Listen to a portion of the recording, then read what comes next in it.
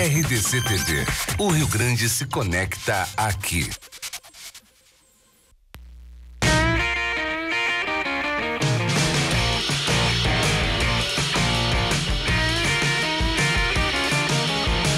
Virando o jogo, oferecimento Banrisul, o grande Banco do Sul. Banco bom não tira seu sono, faz você sonhar.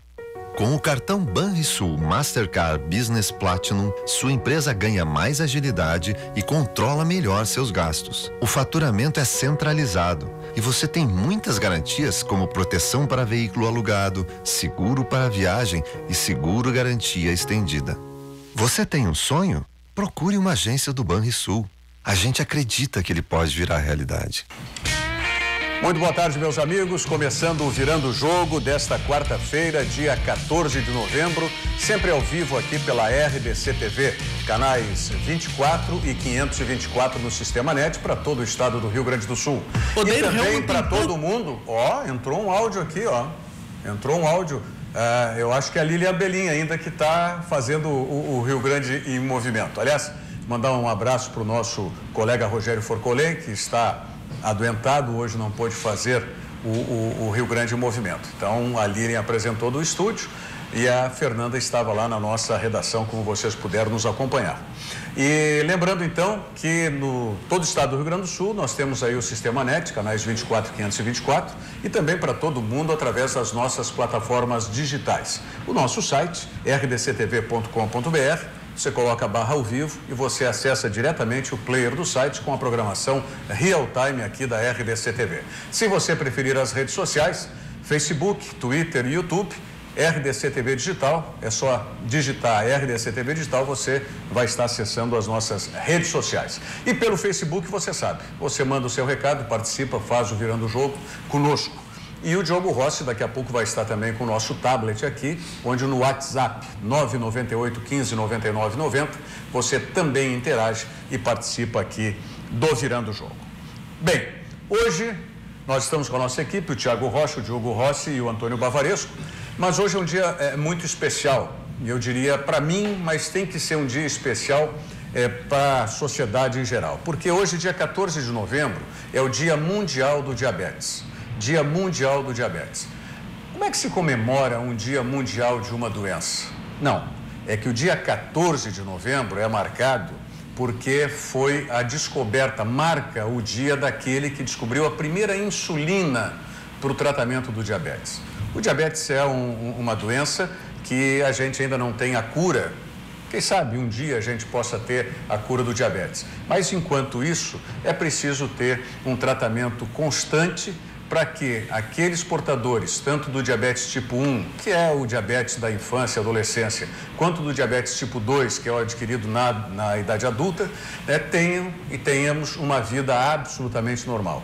E é para mostrar justamente isso que hoje eu trouxe aqui no programa dois que são portadores do diabetes tipo 1, mas são atletas, e são atletas de competição.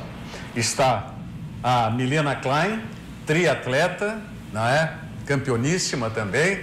Milena, muito obrigado pela presença aqui no Virando o Jogo. Obrigada pelo convite, eu fico feliz de poder expandir isso, né? Na verdade, o diabetes não nos limita em nada, a única pessoa que nos limita é a gente mesmo, né? Então, que a gente venha vencer isso e estimular as pessoas que estão nos assistindo ou que conhecem alguém que é diabético, que sim, a gente pode superar limites e barreiras e ser aquilo que a gente deseja ser. Sem dúvida alguma.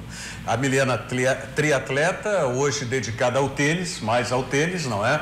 E o Luciano dos Santos, que é judoca, está aqui inclusive com não o uniforme, né? Porque não está com o kimono, mas está com a identificação judoca da Sojipa, que está também aqui conosco, não é? Para contar a sua experiência. Boa tarde, Luciano, obrigado pela presença aqui. Obrigado, boa tarde.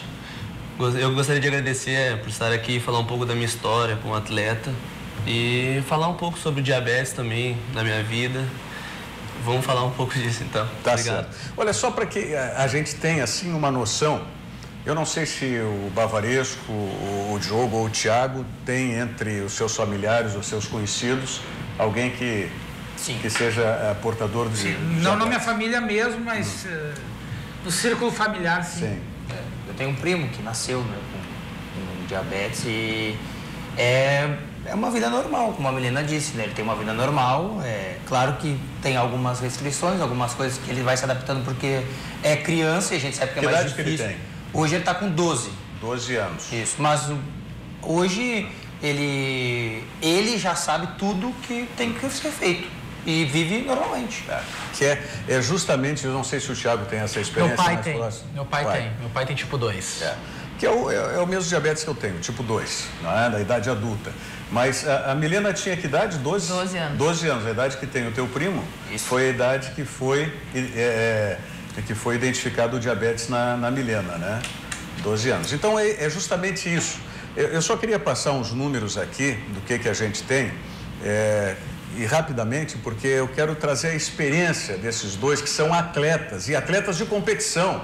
Não são como nós aqui, que é atletas de fim de semana. Não. São atletas de competição, que têm o diabetes tipo 1, que tem que passar permanentemente com insulina, controlando a alimentação e tudo, e não prejudica em nada a vida deles, a tal ponto que são atletas de excelência. Mas aqui, para que a gente tenha uma ideia, né, nós tivemos, no mundo todo, o diabetes é considerado hoje já uma epidemia global.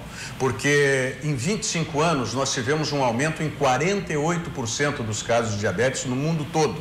Nós temos dados de 2017, 425 milhões de pessoas que são portadoras do diabetes no mundo. E a projeção é que cheguemos a 629 milhões em 2045. Isso é 0,5% da população mundial, tá certo ou tá errado? Eu não te confesso que eu não sei a população mundial hoje e a projeção para 2045. São 8, né?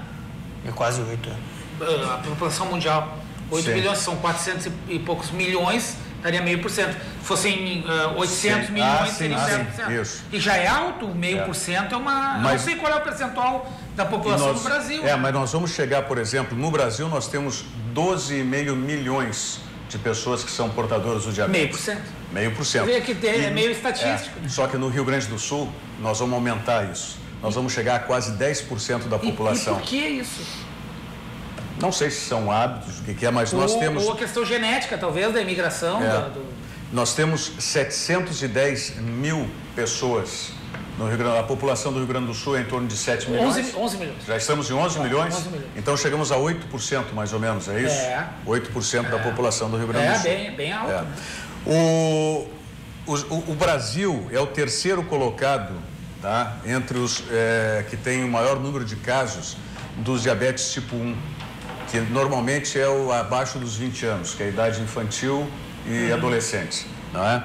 O Brasil hoje tem 88.300 casos de diabetes tipo 1. Quer dizer, é um número elevado. Estados Unidos e Índia, os Estados Unidos é disparado na frente com 170 mil casos, né? 170. Mas nós temos 88... Né? Praticamente o dobro, né? Do nosso caso. Então, é justamente isso que a gente quer levar essa mensagem no dia de hoje. Nós estamos aqui, tem a identificação do bottom, tem a camiseta alusiva, tem a fita também, né, a pulseira do dia do diabetes. Eu queria começar perguntando para Milena, como é que foi, até o que é a história dos rebeldes que falaram lá no Instituto? Porque tudo isso, e eles são, e hoje ainda continuam, né, com não preciso mais, mas sempre a supervisão do ICD, que é o Instituto da Criança com Diabetes, né? Que é o atendimento gratuito e é justamente para ensinar. Não é um hospital, é um hospital-dia. É muito mais, eu diria, uma escola, né, de ensinamento para como conviver com o diabetes. Pois é, né? Eu descobri o diabetes aos 12 anos, eu olho para lá, olha para cá. Para nós, fica à vontade. E aí o que aconteceu? Quando eu descobri o diabetes, eu não briguei contra a doença, mas eu ignorei ela, sabe? Aquela pessoa que fica te dando... Alguém quer te dar um recado e tu fica ignorando a pessoa. Não, tô nem aí. Tô nem aí. É isso que eu fiz com diabetes. Tô nem aí, tem diabetes como doce, né? Recreio 12 anos ali, bolachinha e tal. E eu lembro que existe um exame chamado hemoglobina glicada, que é onde é a taxa dos últimos 3 meses, né? Sim. O normal é estar entre 6 a 7, no máximo 7,5 no diabético. O meu estava em 17, né? Então, assim, eu era aquele caso que sentava no médico, ouvia tudo, né? Como se fosse um funil. Passava, eu, né? Vivia minha vida normal. E aí, tanto que eu fui, dentro do instituto, eu fui uma das pessoas mais rebeldes ali de conseguir melhora do tratamento. E com isso eu comecei a ter alguns problemas renais já. E aí, através do esporte, o que me motivou a mudar essa realidade foi o esporte. Eu comecei a correr. E através do esporte, quanto mais eu corria, eu tinha que ter um bom controle, senão eu não conseguia correr bem, né? Então me exigiu e eu consegui ser um exemplo ali de alguém que tinha uma realidade totalmente ruim, né? Um diabetes mal descompensado, descontrolado, para alguém que tinha um diabetes padrão, né? Então o Dr. Balduino, que é o presidente do Instituto, me levou para vários congressos, não me levou, né? Mas me levou em questão de estudo. Como exemplo? Como exemplo, mostrando a questão do esporte, né? Então, como o esporte hoje, independente qual for, ele tem uma pegada de saúde, né? A disciplina do esporte é que te levou até a disciplina para o diabetes, é isso? Porque assim, se eu quisesse correr bem, eu tinha que ter um controle do diabetes bem. Então, para correr bem, eu tinha que melhorar o meu controle. Então, eu queria melhorar o meu controle para começar a correr bem. Até que eu, hoje não participo mais de provas de triatlon, mas eu realizei o Ironman, que é uma das provas mais difíceis de triatlon do mundo. Tu nada 3,8 km, pedala 180 km e corre 42 km. Foram mais de 13 horas com diabetes, fazendo insulina no meio da prova, medindo a glicemia. E o que eu digo é o seguinte, na hora da largada, não tinha uma plaquinha lá me dizendo que eu era diabética. Eu era igual a todo mundo, né? Então, assim, eu acho que isso que é o mais legal do esporte, que tu é igual, né? Tu tem a tua limitação. Eu pedalava, daí eu reduzia a velocidade da bicicleta, eu tinha uma bolsinha que daí eu furava o dedo e media, mas eu era igual a todo mundo. Aquilo ali não me impedia, não me limitava em nada, né? Tu tinha só um procedimento um pouco diferente dos demais. Exato. Até no dia do congresso técnico da prova, eu falei com os organizadores, eu falei, eu preciso de alguém, porque tu nada 1.900, depois tu nada mais 1.900 ali. E aí de volta, no caso, né? É 2 voltas, E aí eu precisei de alguém ali, tinha um staff que ficou com o meu glicosímetro, então eu nadei um trecho, todo mundo hidratou e seguiu pro próximo. A única diferença é que eu parei, perdi 30 segundos, 1 minuto, para fazer a medição e com segurança, né? Claro. Porque eu acho que o diabetes, a gente é uma doença crônica, sim, precisa de cuidados, né? Ainda mais no esporte, com alto rendimento. Ele vai falar bastante que viajou aí pro mundo todo, né, nesse ano, competindo. Porque senão, tu tá jogando a tua vida em risco, né? Como é que tu vai ter uma hipoglicemia no meio de uma estrada, pedalando, com movimento? Então, assim, exige um cuidado, né? E aí a autodisciplina do esporte, com a autodisciplina de ter que me cuidar, me ajudou muito na minha vida profissional, né? E aí tu deixou de ser rebelde. Eu deixei de ser rebelde. Luciano, e aí? Tu fosse rebelde também, não? Não, eu já parti para uma mais tranquila, assim, nunca fui rebelde, assim, mas é que a minha família também era uma estrutura que já tinha com essa doença, assim, e eu já era meio adaptado, nunca fui de sentar e comer doce. Que idade que foi identificado o diabetes em ti? Tu tinha 10 anos. 10 anos. Agora tu tá com 16, é isso? 17. 17. Tá. E tu já praticava esportes antes? Não a nível assim, tipo, todo dia. Eu praticava jogar futebol 2 vezes por semana. Sim, lazer, não era lazer, competitivo. Não competitivo, não. Mas daí eu fui meio que forçado tu tem que fazer porque tu tem pra tua vida, né? Daí eu comecei com musculação, mas criança não quer fazer musculação, né? Daí comecei a praticar o judô. Daí em 2012, assim, 1 ano depois, comecei a praticar e desde lá não parei mais. Daí comecei a competir de uns anos pra cá. E como é que foi esse ensinamento pra ti, entrar na rotina, né, do diabético tipo 1, de fazer a medição da glicemia, né, de colocar a insulina, como é que foi isso? É que assim, no judô não é que nem no triatlon, né, que tipo, fica muito tempo fazendo atividade, assim, a gente faz tipo 1 hora de treino, não precisa ficar medindo, assim, 1 hora de treino, faço antes, depois venço, como de novo, assim, não preciso, mais em competição, que a gente fica assim, digamos, luto de tarde, fico até quase a noite, assim, da 1 às 7 lutando, daí sim, eu tenho que tomar insulina, comer, ficar me hidratando durante a competição. Mas não é complicado, assim, pra ela acho que seria mais, entendeu? Não tenho muitos problemas. Sim, mas eu digo assim, por exemplo, a Milena, ela mesmo disse que ela foi rebelde no início, que foi o esporte que trouxe a disciplina para ela, né? Para ti, não foi o esporte. Como é que foi essa tua entrada na rotina do diabético? Como é que foi lá no ICD que te passaram as informações, a tua família? Tu te adaptaste em seguida a fazer isso? Não, foi os dois, assim, foi um conjunto, assim, da doutora, mas eu fui seguindo, assim, como mandava, assim, às vezes eu comia um pouquinho mais, mas daí tomava uns puxão de orelha, às vezes, no consultório lá, porque eu não como doce, mas eu como bastante carboidrato, assim, mas daí dá no mesmo, quase, né? Daí levava uns puxão, tudo vira açúcar, né? Tudo vira açúcar, infelizmente. E como é que foi? A Milena disse, tu já viajaste o mundo aí, já. Com judô, como é que foi nessas competições? Como é que trabalhava a questão do diabetes? Sim, todo mundo, os técnicos, a comissão que levava a gente sabia que eu tinha diabetes, eu falei assim, eles eram super tranquilos, assim, deu problema, dá um descanso, sabe?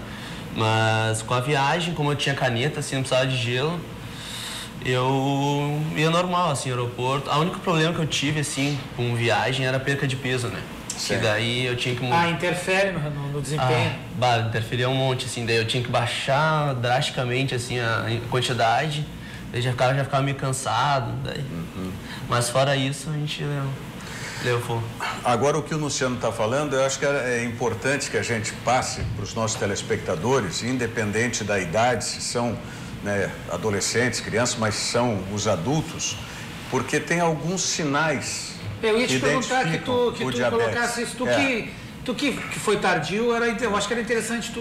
O tardio não, mas... Tardio no sentido que não foi tipo 1. Tipo 1. Tipo 1 e tipo 2. Mas eu digo assim, o tipo 1, que é o que os pais têm que prestar atenção, e eventualmente, se já for adolescente, também prestar atenção, é aqueles básicos. Por exemplo, se é criança, a questão da urina noturna, tá? Muitas vezes a criança não consegue levantar e faz urina na cama. Tá? Se isso começar a ter uma certa rotina, for regular, então vai fazer o exame, né? Vai a um endócrino, vai ao próprio ICD, Instituto da Criança com Diabetes, que faz a avaliação. Então, isso é importante. Quais os outros sintomas que vocês destacariam?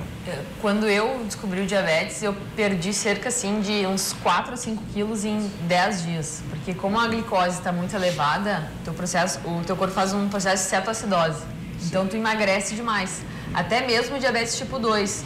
Eu tenho um tio meu que descobriu o diabetes tipo 2 agora, que ele falou, comecei a emagrecer. Ele, tá me sentindo tão bem magro, né? A camiseta entrando, mas ao mesmo tempo começou o cansaço, começou a fadiga. Ele me tô com uma dor nas pernas. Eu falei, tu tá com sede? Ele falou, tô. E aí emagreceu. E aí a causa do emagrecimento dele foi o... Tu já matou a charada quando ele começou a falar? Eu já comecei a ligar os fatos. Então, assim... Experiência toda. Hoje nós temos aí nas crianças, não é um hábito de muitas delas, crianças e adolescentes, que às vezes até dificulta uma identificação nessa história do cansaço, que é nada contra, quero dizer, mas só por um alerta. Daqui a pouco a criança gosta de videogame, tá? E fica muito só dentro de casa, em cima do videogame, não tem disposição para outras coisas. Às vezes não é só brigar com a criança para sair do videogame, é fazer uma análise, porque a criança pode isso ser uma manifestação desse cansaço e falta de disposição, né, Luciano? Com certeza. Eu, quando comecei, assim, tinha 10 anos, né? E já não é normal uma criança, assim, com 10 anos, começar a mijar na cama do nada, né? Daí, fui ainda assim, meu pai já conhecia os sintomas, daí era um verão, né? E verão, o cara tá sempre brincando ali. E eu ficava o dia inteiro deitado, levantava, tomava 2 copos d'água desse tamanho, voltava pro sofá, e criançada tudo jogando bola. E eu sempre fui de brincar assim. Daí minha mãe começou a achar estranho, a minha Dina, que é enfermeira também, e o meu pai. Daí deixaram isso, passou uma semana, eles, vamos medir aqui. Mediu, deu 200 e pouco também. Da glicemia? Da glicemia, 250, se não me engano. Daí eles, não, me levaram no ICD direto. E excelente tratamento, né, até hoje. Então é isso que eu digo, tem que observar, né, principalmente para a criança, essa questão do diabetes tipo 1. E depois é vida absolutamente normal. Nós temos hoje o ICD, nós temos por parte do governo o fornecimento de algumas insulinas, né, de algumas agulhas e tal, mas o próprio ICD tem conseguido, através de meios próprios, não governamentais, de trazer um conforto maior, não é, com esses insumos que são mais adequados, inclusive, para crianças menores e tal. E eu queria saber a experiência de vocês hoje, como é que vocês, o que vocês utilizam de, vamos dizer, de equipamento para medir, para colocar a insulina, como é que é? Hoje eu utilizo o tratamento mais tecnológico que tem, né, que é a bomba de infusão. Então ela fica como se fosse um pâncreas artificial, né? Então ela fica 24 horas conectada contigo e ela vai... esse aparelhinho aí. Esse aparelhinho aqui. E ela vai aplicando a insulina. Porque como eu fazia, o meu esporte é diferente, né? Dei até um pause agora que eu estava... Tá. Então, como eu fazia esporte de muito tempo de exercício, eu consigo simular assim, eu vou treinar, eu vou pedalar durante 6 horas. Em vez de deixar 100% da minha dose, eu deixo só 10%, que é o que eu preciso. Sim. Porque a atividade física, ela faz tu ter um melhor controle. A tua célula fica mais sensível à insulina e tu vai precisar de menos insulina para manter o teu controle. Por isso que o diabetes tipo 2, eu falo isso porque a primeira formação é educação física, né? Tá, então, aí eu vou tomar agora o xixi. Agora eu sei o que ela vai falar. Vai lá, assim, o diabetes tipo 2, o diabetes tipo 1 é não produção de insulina. Então, o teu organismo não produz nada de insulina. E aí tu tem que usar, né, a caneta, ele vai falar depois, a bomba de insulina. O diabetes tipo 2 é quando o corpo cansou de produzir demais e aí o teu corpo não produz o necessário para o que tu precisa. Então, se tu tiver uma boa alimentação, né, te hidratar e fazer exercício, é possível controlar o diabetes. Esse terceiro aspecto aí que é é possível. É o grande segredo, isso aí tem que fazer. Exato, é possível controlar o diabetes com isso, né? Então, e eu também uso hoje um sensor que fica aqui, né? Ele tem a medição simultânea, tem um aparelhinho que tu passa e ele mede. Ou seja, tu não precisa ficar fazendo furinho na ponta do dedo. Né? E aí hoje eu tô fazendo esse tratamento porque como eu quero ser mãe, né? Então eu preciso ter um controle um pouco melhor, né? Em função de riscos, então hoje eu tô usando esse tipo de tratamento. Aliás, sim, eu quero ser mãe, depois tem uma história muito interessante aí da Milena e do marido dela. Como é que tu faz a tua rotina de medição e aplicação da insulina? A minha rotina é mais simples, eu uso as 2 canetas, tenho 2 canetas. Uma eu uso, tipo, quando eu for comer antes, e a outra eu tomo uma lenta, né, que eu duro o dia todo. Sim. E a outra é rápida. Daí, eu não podia ter optado por essa daí que ela usa, que é a bomba, mas como eu faço esporte muito de contato, eu preferi não optar por causa da, claro. Arrancar, mais complicado, mais complicado. Mas E a tua medição, como é que tu faz? Eu faço pelo dedo mesmo. Pelo dedo mesmo, normal. Então a gente está vendo aqui 2 exemplos de atletas, né? E 2 exemplos também de como se faz essa regulação da insulina. Então, eu faço questão de trazer isso para mostrar que existe facilidade, que hoje quando se diagnosticar um diabetes tipo 1 na família, é só questão de você aprender. Por isso que eu digo que o ICD é muito menos que um hospital. Claro, ele é um hospital se existir um caso de um coma diabético, tal, uma coisa assim, o ICD vai internar, vai ficar um dia internado, sai, né, a criança ou adolescente do coma diabético e está vida normal depois com os ensinamentos. Mas esse é o ponto principal. O ICD é muito mais uma escola. E, aliás, falando de educação física, agora está, né, uma beleza. Tem até um crossfit, está tudo equipado lá. Viu, Rogério? Não tem desculpa mais. Né? Não tem. Já está aberto, inclusive, para os conselheiros. Eu posso falar porque ICD. eu sou um cara que eu faço exercício todos os dias. Eu tenho uma rotina... Felizmente, a minha rotina hoje permite fazer isso, né? Eu trabalho só aqui e à tarde. Então, pela manhã eu procuro... Eu faço uma média de 5, 6 km por dia. Eu já tive essa possibilidade, já tive essa rotina e agora estou procurando um espaço para retomar isso. Eu sei que vocês têm que sair mais cedo, inclusive hoje nós temos lá no ICD, não é uma programação intensa, já tivemos na parte da manhã, inclusive com o depoimento dos 2, né, do Luciano e também da Milena, e outros que são lá do ICD, que eram crianças quando começaram a ser atendidos, né? E hoje já estão na adolescência, até adultos. Nós temos lá atendendo até quem já está com 30 anos, porque o ICD o ano que vem completa, janeiro está completando 15 anos. Normal, 15 anos. Então, quem foi atendido lá adolescente, hoje já está com 30 anos. Então, e é muito legal ver essa convivência. O presidente do nosso conselho, diretor-presidente do Instituto é o Dr. Balduino Tidel, que é um dos maiores endocrinologistas que nós temos, não apenas no Brasil e na América, mas no mundo, tanto que ele é presidente da entidade nacional, vice-presidente da entidade mundial, que é o diretor-presidente do Instituto. E o Paulo Roberto Falcão, né, grande atleta consagrado, é o presidente do Conselho Deliberativo, que tem o empresário Paulo Afonso Pereira, presidente da Associação Comercial de Porto Alegre, como vice-presidente. E eu sou um dos conselheiros, tenho muito orgulho disso, porque mesmo antes de ser conselheiro do ICD, desde o início da proposta, sempre coloquei os meus espaços aqui em função de promover para que nós construíssemos lá o Hospital Dia, o Instituto da Criança com Diabetes. E aí, esses adolescentes foram crescendo, né? Foram conhecendo a vida e foram se conhecendo, Milena, dentro do ICD. Como é que é essa história?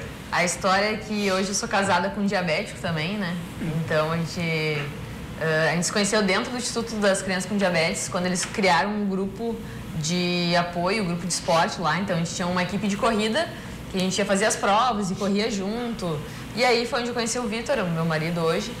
E então, eu sou diabética, ele é diabético, então a convivência com diabetes é inevitável, né? Então, isso é muito legal também. Ou seja, vocês encontraram mais coisas em comum que vocês tinham do que o diabetes. Exatamente, foi exatamente isso. Né? Tu falasse agora em filhos, eu tenho uma curiosidade. Existe algum caráter de hereditariedade na doença? Quer dizer, tem, óbvio, deve ter alguma influência. Mas é certo que vocês dois, sendo diabéticos, o filho de vocês vai ser também? Na verdade, até onde as médicas me falaram, tem um percentual de máximo 10% de chance de ter a mais do que uma pessoa normal, porque o diabetes tipo 1 não é genético, né? Eles falam que tu nasce... Por isso que eu fiz a pergunta. Tu nasceu, né? Então, tu só vai desencadear em algum momento da tua vida. Mas ela falou, como é os dois, tem uma chance maior, mas não é uma, tipo assim, 50%, não, é 10%. Ou seja, quase a chance de qualquer pessoa que nasce no Rio Grande do Sul desenvolver, que a gente falou em 10%. O diabetes tipo 1, exatamente. Diferente do diabetes tipo 2, que aí já tem uma característica hereditária. Que daí tem a ver com isso que a gente também falou, né? De comportamento também, além da questão comportamental. E tu, Luciano, já conheceu alguém lá dentro? Não. Não conheci. 17 anos ainda está, né, liberado e tal. Não, e o pai dele, que é também Luciano, né? Está ali fiscalizando, controlando, tudo. Muito bem. Bom, vocês têm atividade hoje à tarde ainda, isso, né? O que é a atividade hoje à tarde? A gente vai dar uma palestra. É a mesma que foi de manhã, exato, né? A gente vai dar uma palestra, um depoimento, né?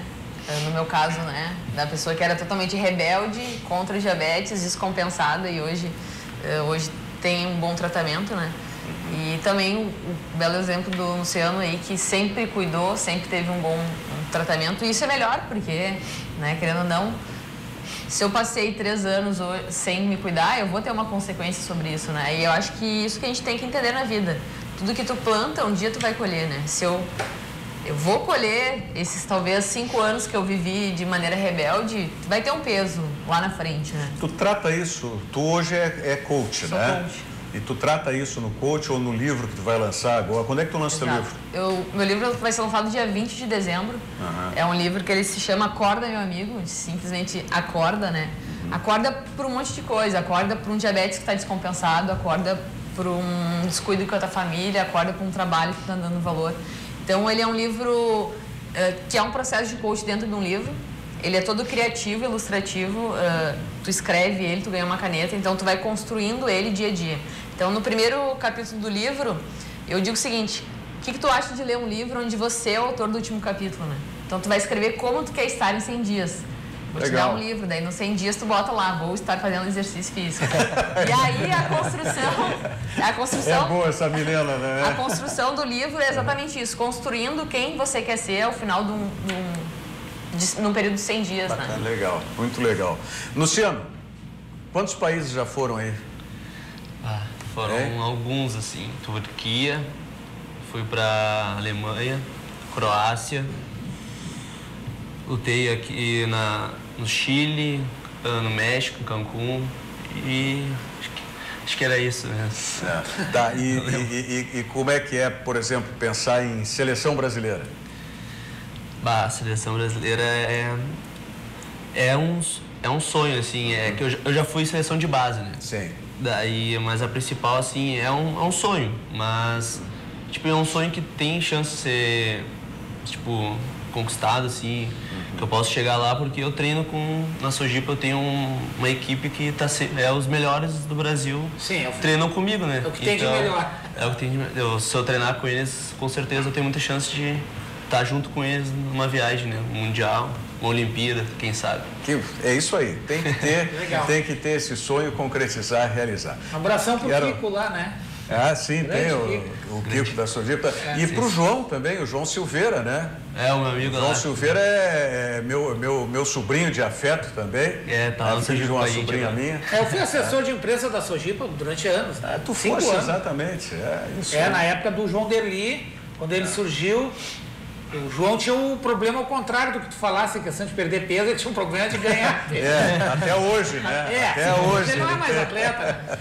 Mas um grande abraço pro pessoal lá. E até pro João Derli também. E eu particularmente também tive uma convivência muito grande. Na época, na Academia Loanze aqui em Porto Alegre, né?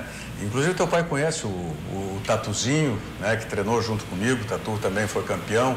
O Matias, que foi presidente depois da nossa entidade aqui do judô. Então eu prezo muito também essa turma do judô. Chico, campeão brasileiro. Bom, um monte de gente aí. Quero agradecer imensamente. Obrigada. Milena Klein, obrigado pela presença, por terem dado esse tempo aqui, né? Vocês voltam lá para o ICD porque tem essa programação à tarde. Luciano dos Santos também, muito obrigado, sucesso aí, vai chegar a seleção brasileira. E agradecer ao pai, né? O Luciano Pai, que trouxe a turma aqui para poder participar e vai levar de volta lá para o ICD. Então tenho sempre isso. Instituto da Criança com Diabetes. Se você tem, né, alguém em casa com algum tipo de sintoma ou tem essa desconfiança que possa ter o diabetes tipo 1, é só chegar, liga lá para o ICD, faz contato com o ICD, né? Você acha facilmente aí, pega no Google o ICD e tem atendimento por telefone, atendimento lá no local, sem problema algum, tá certo? E se convive, estão aí os exemplos, alguns desses exemplos que você convive tranquilamente, uma vida absolutamente normal e competitiva, né? Não só no esporte, mas você tem condições de viver com absoluta tranquilidade, tá certo? Vamos à mensagem do SESC. Você estava falando em viagem aqui, né? Dos países, viagem com o Luciano, viagem com o SESC, viagem com tudo. Pacotes turísticos nacionais e internacionais para todo mundo poder viajar, até quem não é comerciário. É isso aí, até quem não é comerciário pode viajar com o SESC. Busque no site do SESC, SESC-IFRS, todas as informações e boa viagem. Vamos à mensagem da Tritaxi Aéreo e já voltamos aqui para falar da dupla Grenal. Um instante só.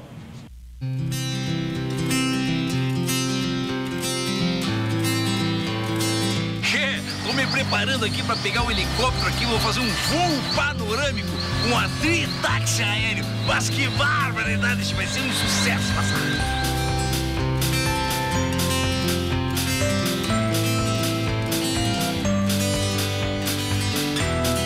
Mas olha só a cascata do Caracol aqui em Canela. Que coisa linda a natureza, né, Che? E olhando aqui desse passeio panorâmico com a Tritaxi Aéreo, fica mais bonito ainda. Dá uma olhadinha, Che.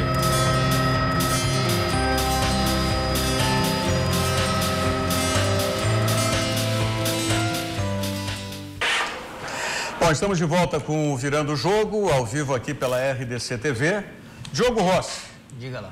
Nos atualize agora aí quem tá ok, quem não tá ok. Amanhã o Grêmio tem um jogo decisivo aí para a permanência no FOR, no 4, né, no G4 aí do brasileiro.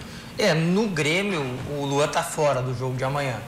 O Luan, o Léo Moura e o Léo Gomes não viajaram. Então o Grêmio vai de Madison contra o São Paulo. O Luan, o Léo Gomes e o Léo Moura. Isso. Ainda tem uma esperança, tá? Que o Ramiro joga de lateral. Tá, não, mas espera um pouquinho, mas não vai jogar de lateral. Por que não? A esperança dele é diferente do que vai acontecer. Mas deixa eu ter esperança. Mesmo não gostando do Ramiro na lateral, é melhor o Ramiro na lateral que é mais seguro. Embora eu acho que... Não, vamos ser sinceros, porque a gente tem que ser sincero, tá? O Ramiro na lateral é menos pior. que o Madison. Não é mais seguro, é menos pior. Embora eu acho que aí é um achismo meu, né? Eu não sei, o Diogo talvez tenha informação. O Ramiro jogando, ele protege mais, digamos que o Madison jogue de lateral, do que o Alisson. Quer dizer, Madison e Alisson daí é... Eu acho que até que tu coloque o Caio pelo lado direito. Porque o Caio já chegou até a jogar lateral. Como lateral. O Caio já jogou como lateral. Eu diria que vai jogar Paulo Vitor, Madison, Paulo Miranda, Jeromel, Cortez, Michel, Maicon. Peraí, vocês são muito rápidos, repórter de rádio é muito ligeirinho para dar a escalação. Agora é muito ligeirinho. Então vamos lá, Paulo, Vitor, Madison, Paulo Miranda, Jeromel e Bruno Cortez. Michel, Maicon, Ramiro. Mais? Eu acho que vai o Jean-Pierre. Acho que de não novo? Acho que vai o Cícero. Pela entrevista do Renato, eu vou chutar, tá? Tô chutando. Ele deu uma entrevista depois do jogo dizendo que ia promover um revezamento. Jael e Everton, é isso? Isso aí. O que o Caju falou? Quem? Oi? O que o Caju falou? Qual é o Caju? Ele não falou ainda, eu tô esperando. O Marcelo Caju, para aí. Daqui a pouco ele tá aqui. Mas o que houve com o teu zap aí que não veio? Hoje ele tá falecido. Ficou doente com o Forcolém? Mas o Marcelo Caju já me mandou. Na verdade, me falaram que ele tirou férias, assim, feriadão, assim. Já saiu antecipadamente, assim, ó. Pelo amor de Deus. Eu só tenho uma discordância dessa escalação do Diogo, que é... Eu acho que joga o Jean-Pierre. Pelo revezamento, pela entrevista. Eu acho que o revezamento... Num dado momento, eu até imaginei também que... Ele poderia jogar com o Matheus Henrique e Maicon, com o Michel posicionado. E jogar num 4-4-1. Pode. Matheus Henrique, Maicon, Everton, Ramiro e mais à frente. O problema do Grêmio que foi no...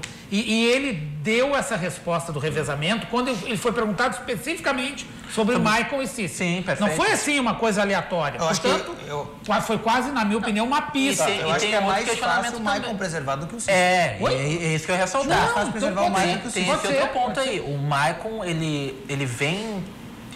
Está aí é Matheus Henrique. Aí é Matheus Henrique. O Marcelo Caju mandou pra mim assim, ó, joga o Jean-Pierre. Olha aí, o Jean-Pierre no lugar do Cícero. Sim, do Cícero. Do Cícero. Já vai começar jogando o Jean-Pierre. Então. Eu tô me baseando na entrevista do Renato e o Caju tá confirmado. Eu não acredito, pelo que eu conheço do Renato, conheço do futebol, né? É que ele vai lançar os dois de uma vez só. Não. O Matheus Henrique e o Jean-Pierre. Não vai. Quem é que tá mais pronto? Um ou outro. Quem é que tá mais pronto? Matheus Henrique. Matheus Henrique, ok. Mas quem é que tá mais pronto para sair? O Maicon. Para sair do time? Acho que ainda não é o Maicon. Cícero. É o Cícero. O Maicon fisicamente. O Cícero taticamente. Não, tu tá certo. Fisicamente, o Maicon... Mas eu acho, tô com o Rogério nessa. O Maicon tem outras valências, como, por exemplo, a questão da liderança. Não, e outra, jogou... Quantas vezes ele jogou no Morumbi como jogador de São Paulo? Mas eu iria para um outro caminho. Eu acho que se você colocar o Cícero na posição na qual ele joga mesmo, que é ali a posição do Maicon especificamente, vai render mais. Eu acho que ele vai render mais do que o Maicon de hoje. Acho que o Maicon é mais jogador. Mas tu concorda? Se bem que o Cícero também tem experiência de jogar contra qualquer um dos dois. Então, acostumadíssimo a jogar no Morumbi. Então, acho que é melhor a gente debater da seguinte maneira. Não que eu queira conduzir. Mas o que eu acho? O que é melhor? Não, para um pouquinho. Tá? O senhor está certo em conduzir. O senhor ontem conduziu. Mas o que é melhor? O senhor ontem conduziu o programa aqui ou não conduziu? Conduzi. É que o pessoal ele conduziu era bom. Ou não conduziu? O pessoal era bom. Conduziu bem ou não conduziu? Conduziu. Não, conduziu bem. Sim. Meu amigo, né? Conduziu, estava meio devagar. Na qualidade de telespectador, eu quero dizer que sim. Mas o que é melhor? O Grêmio ter o Michel, o Maicon e o Jean-Pierre, tá? E aí seria preservado o Cícero. Sim. Ou é melhor o Grêmio ter o Michel, o Cícero e o Jean-Pierre sem o Maicon? Não, eu não tiro o Maicon do time. É. Eu não tiro o Maicon do time pela questão de liderança. Porque pode o Jean-Pierre ser o substituto de qualquer um dos dois, porque o Cícero alterna de posição. Não, técnica e taticamente eu concordo contigo. Mas nenhum desses jogadores, nem Michel, nem o Cícero, tem a capacidade de liderança do Maicon. Não, concordo. Então, eu não abro mão. Não, o Maicon vai jogar. O Renato não vai abrir mão por conta disso também. Sim. Mas ele está preparando. Só que o Maicon é o seguinte... O Maicon... É uma substituição certa. O Grêmio já vai jogar com... Não, tudo bem. Por isso que o Matheus Henrique vai ficar preservado. Para entrar depois. Concordo. Porque o jogo contra o São Paulo vale tanta coisa, né? Que é muito arriscado. Agora, o jogo com o São Paulo vale muita coisa, mas vale muito mais pro São Paulo do que pro Grêmio. No seguinte sentido. O Grêmio tá na frente. Porque o Grêmio tá na frente e porque o São Paulo trocou o treinador e tem coisas a provar. E o São Paulo vai ter que provar que pode, com esse grupo, que eu não acredito, tá? Ser propositivo. A sinuca do São Paulo é igual do Inter. Igual do Inter, só que a diferença é o adversário. O Inter tem essa sinuca contra o América de Minas e o São Paulo tem essa sinuca contra o Grêmio. A gente sabe muito bem. Mas o Inter não tem sinuca com o América. Não, eu digo de propor o jogo. Eu quero dizer sinuca no sentido tático. Isso, porque o Internacional tem uma das melhores campanhas em casa, né? Eu acho que não vai nem tanto pra essa linha. Mas ele gosta de fazer gol de contra-ataque mesmo em casa. Com certeza. Mas eu acho que o jogo de amanhã vai ser também... eu acho que vai ser uma postura diferente do São Paulo, até no aspecto da mudança. O Diego Aguirre estava completamente sem clima ali. Pô, o jogo contra o Corinthians ficou notório, né? O cara faz o gol e passa pelo treinador. Todos os jogadores passam pelo treinador. Mas é véspera de um jogo importante que o Diego Aguirre foi demitido. É isso? Eu já vi esse filme em algum lugar. 2 vezes. 8-0 pro Grêmio. Só mais 2 vezes. Sim, qual foi a outra vez? 5-0 no Grenal, 3-0 no Atlético. Só que assim, isso aí não dá futebol pra ninguém, velho. Não dá pro América Mineiro e nem pro São Paulo. Mas dá um ânimo diferente. E a gente enxergava no São Paulo que a baixa autoestima ou a insatisfação por parte dos jogadores era notório. Mas o São Paulo não tinha um bom futebol. Não. Isso desde o início do campeonato, São Paulo estava... Mas pra ver como o campeonato é ruim. Foi um dos melhores estava nas primeiras colocações em função aí de atuações individuais. O Nenê fazia um bom campeonato. O próprio Diego Souza também tinha bons números. O Everton chegou no São Paulo e arrumou o time do São Paulo ali pelo lado do campo. Mas nitidamente parecia que o São Paulo estava incomodado com esse rodízio que o Diego Aguirre segue buscando realizar no futebol brasileiro. Eu acho que pela qualidade que o treinador assume, que é o André Jardim, que eu gosto muito, trabalhou na categoria de base do Grêmio, trabalhou no Internacional, era multicampeão na categoria de base no São Paulo, acho que o São Paulo vai ter uma mudança interessante no jogo de amanhã. Mas continua o dilema. Aí não tem a ver com o treinador, tem a ver com o tipo de jogador que ele tem. Ele não tem jogadores, na minha visão... Tem o Nenê que tá no banco, né? Sim, para dar dinâmica. Não, mas o Nenê é o Michael menos... inferior fisicamente. Mas mais técnica, né? Mas inferior fisicamente. É um jogador que aguenta menos tempo ainda que o Michael. É uma substituição certíssima.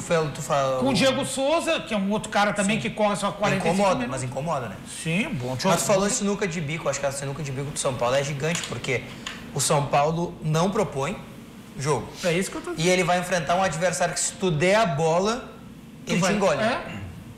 Ainda mais fora de casa. Então... O Grêmio é o terceiro melhor mandante. É curioso isso. Aliás, visitante. É curioso, mas nesta rodada, apesar de o Internacional jogar contra o América em casa, se eu fizer um comparativo entre Internacional e Grêmio nessa rodada, o Grêmio é mais favorito contra o São Paulo do que o Inter contra o América. Pode até não ganhar, mas eu acho. Mas eu acho... Não. Eu não tô diminuindo o... Eu entendi, mas eu não consigo observar isso. E a circunstância do jogo. Eu não consigo observar isso. É que o Grêmio teve dificuldade para enfrentar o Vasco da Gama. Claro. É mais favorito do que o Internacional pegando a América. Não, mas não tem nada a ver. Mas tem a ver com a circunstância do jogo. Eu não consigo enxergar dessa maneira com todo Não, mas a mesma pensamento mágico que tu colocasse em relação ao Jardine, como se ele chegando um jogo antes, não é nem pensamento 3 mágico. dias antes ele fosse mudar o São Paulo. O Givanildo também não vai mudar o... É que eu acho que... Primeiro, eu acho que o São Paulo tem mais time, mais jogadores que o América. Eu não entro nesse debate. A gente não canta aqui em verso e prosa que o Internacional tem dificuldades contra times pequenos? Amanhã é um time pequeno. Jogando no Beira-Rio? Mas fora de casa, né? Em casa, o Internacional... Ele empatou com o Sport em casa. Eu já desisti. Mas lá no início do campeonato, né? Eu, sinceramente, eu já me entusiasmei tanto com o Internacional nesse campeonato. Já achei que o Internacional pariu uma bigode para ganhar do Paraná. Eu vejo São Paulo e Grêmio como eu vi Palmeiras e São Paulo.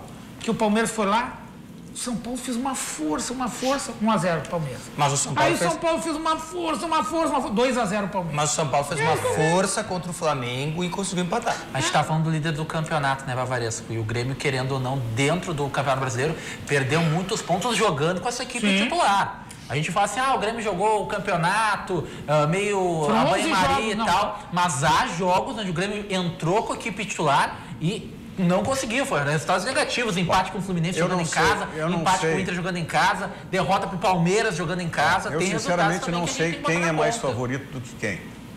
Se o Grêmio é mais favorito ou o Inter é mais favorito. Eu só sei que eu já desisti de dar favoritismo para o Internacional. Já me entusiasmei muito com o Internacional nesse campeonato. O Internacional já em jogos me decepcionou, onde eu achava que o Internacional era favorito. Então eu só quero uma coisa do Internacional.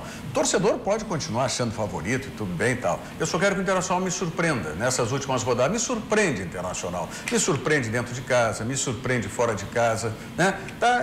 Eu sou um descrente hoje do Internacional, perfeito.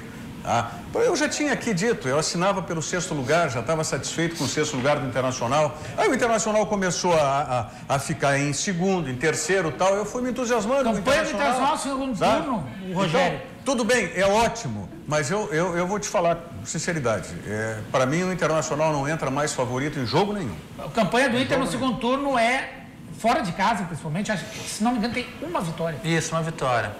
É muito ruim fora de casa. Campanha Bom, vamos falar do Internacional em seguidinha aí, diante do América Mineiro. Banrisul Digital, um aplicativo completo, com toda a segurança para simplificar a sua vida, que só o cliente Banrisul tem. Se você não baixou o aplicativo, baixe e comece a usar hoje mesmo. Banrisul Digital, clique e simplifique. Vamos à mensagem do Sesc, já voltamos. Viaje com o Sesc, viaje com tudo. Pacotes turísticos nacionais e internacionais com condições acessíveis para todo mundo poder viajar, até quem não é comerciário. Buenos Aires, Montevidéu, Fortaleza, Gramado e muitos outros destinos. Todos em até 12 vezes sem juros. Curtiu? Tem mais. Confira no Sesc da sua cidade ou no site sesc-rs.com.br. São destinos incríveis com condições imbatíveis. Viaje com o Sesc, viaje com tudo. Viaje com tudo, viaje com o Sesc. Temos muitas mensagens, vamos avançar sobre o Internacional aqui. Quem joga? Me surpreenda com o Internacional o jogo. Tá de volta o Rodrigo Moledo, né?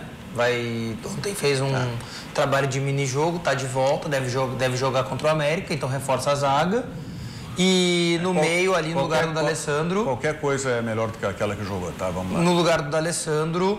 Ontem o Potker saiu um pouco mais cedo do treino, né? Mas não significa que é uma lesão, porque como ele tá voltando da lesão... Mas tu não me vem com o Potker de novo, né?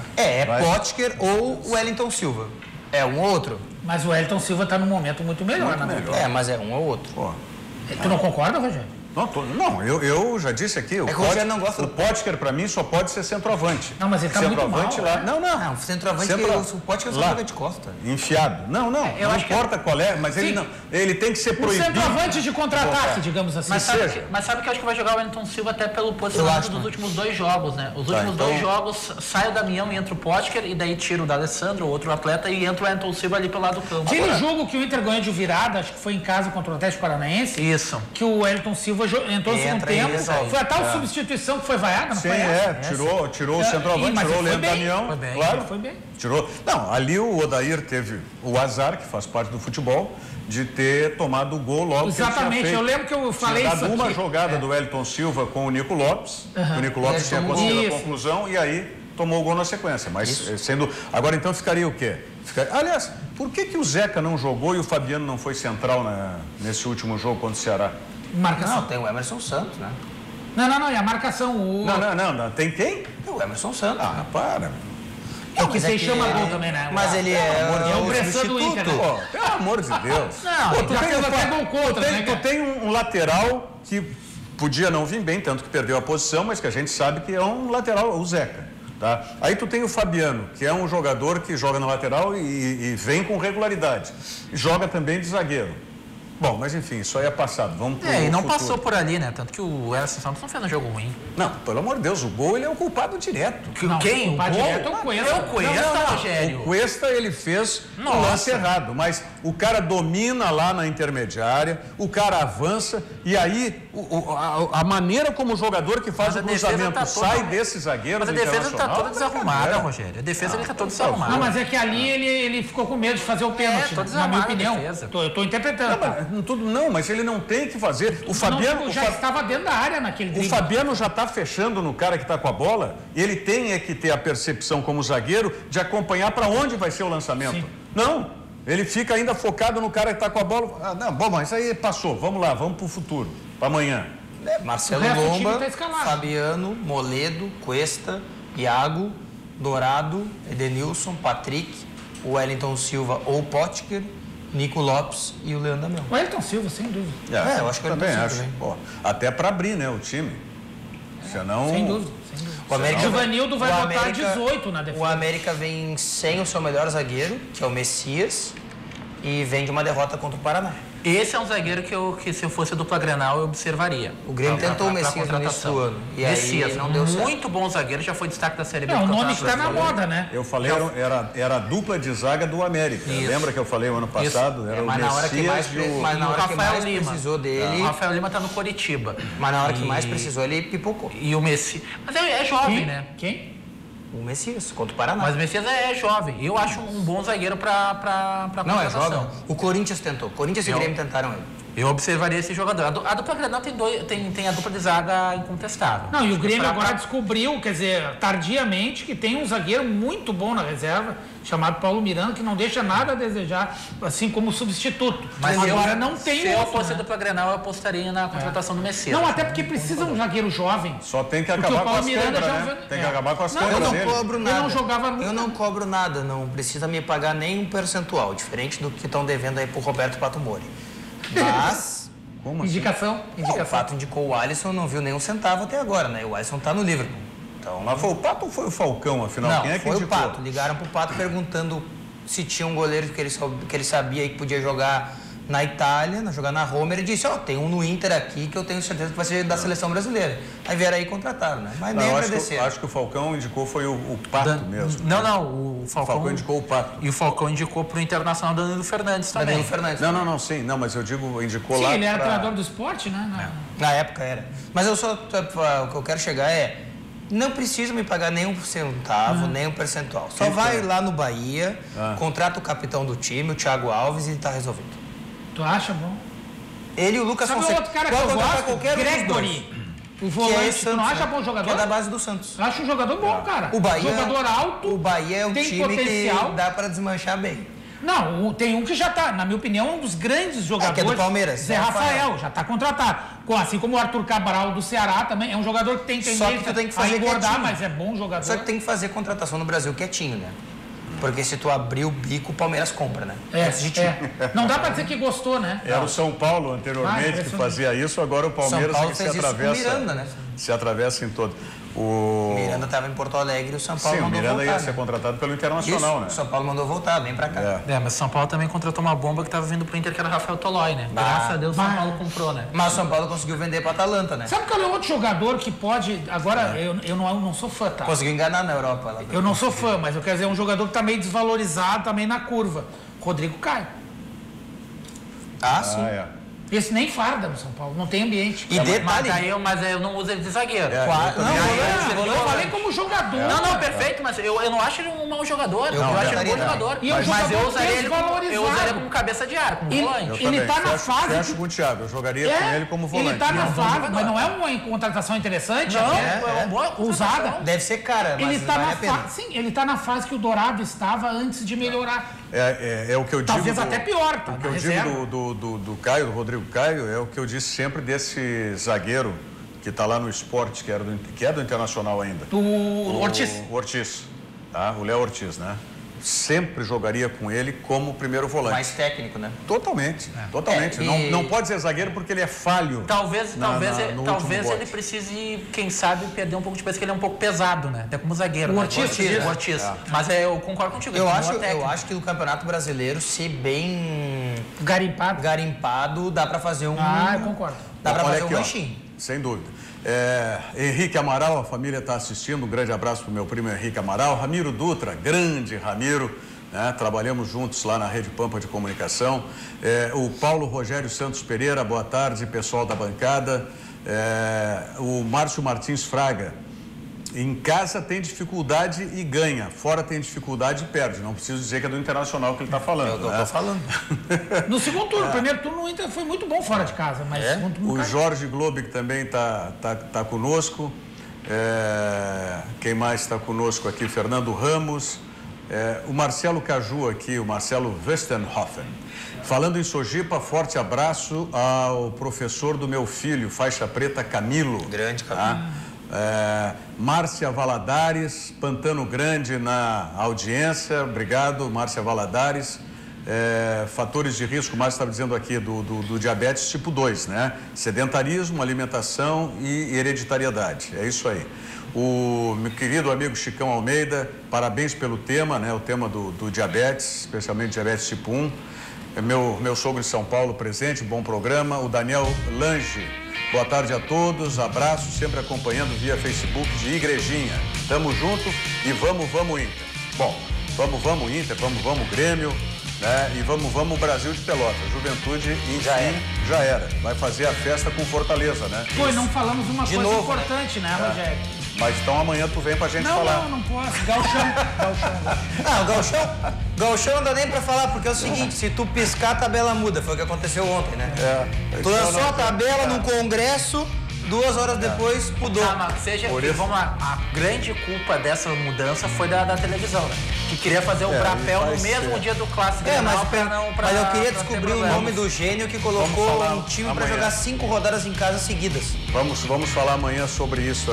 Nós estaremos mesmo, feriado amanhã, proclamação da República, de 15 de novembro, estaremos ao vivo aqui com o Virando o Jogo. Fiquem agora na agradável companhia da Ali Klein e o Virou Moda. Voltamos amanhã. Muito obrigado.